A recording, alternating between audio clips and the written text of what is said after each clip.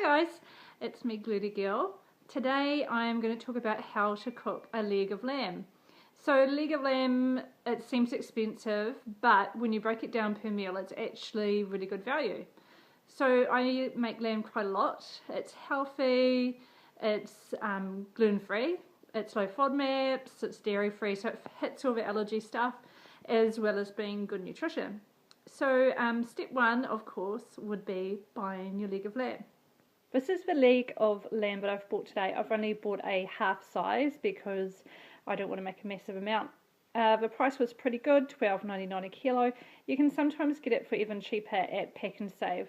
So it's worth shopping around. And I've found lately that lamb is actually cheaper than beef.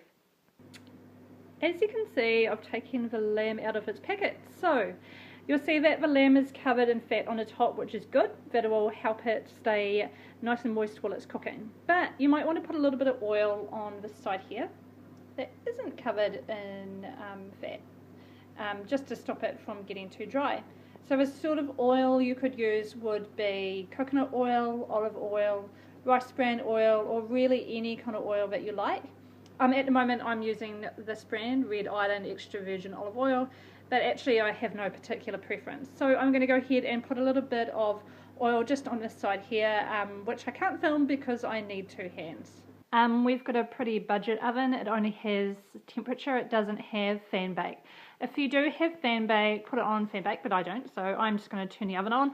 So turn it on to about 180, or if you don't have fan bake, roughly 200. Depends how hot your oven gets. And then just let the oven heat up, and when it's up to temperature, then we'll put the lamb in the oven, but I'll talk about that in a second. Now, because I'm cooking, Jelly, this is Jelly, is hanging out in the kitchen because he thinks he's hungry and that he might get some food, but actually he's not going to, eh Jelly? Yeah. Anyway, meanwhile, I have in fact put oil on this end of the lamb. So the next thing I'm going to do is grate a little bit of salt to put on top of the lamb, which you don't have to do. Other ideas for lamb could include that you put little stabby holes in it with a knife and put bits of garlic into the lamb, just under the skin on this white bit, and you could do that with rosemary as well.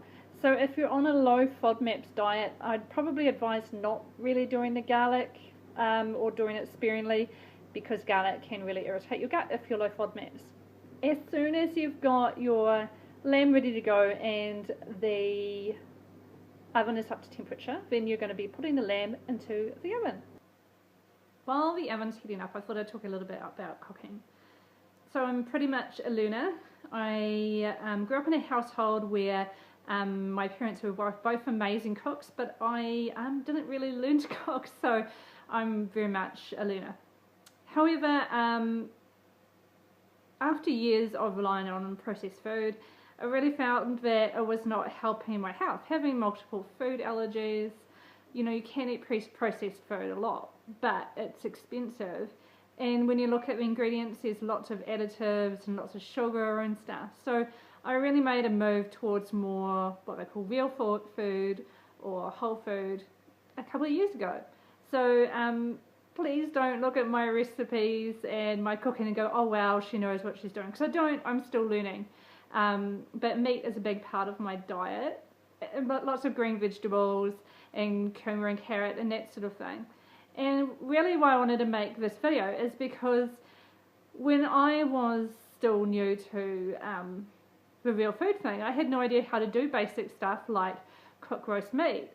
But actually it's easy, so I'm hoping that, you know, the videos might help someone who doesn't know what they're doing. If you do know what you're doing, please feel free to comment. I love your tips on how to make food even better.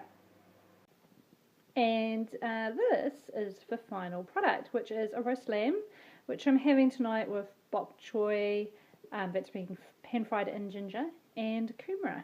So the meat is a little bit more cooked than I'd like. It usually should be a little bit pinker than that. But really you just cook it to taste. It's like steak. If you like it more rare, then just cook it for a bit less time. Enjoy your meal, guys.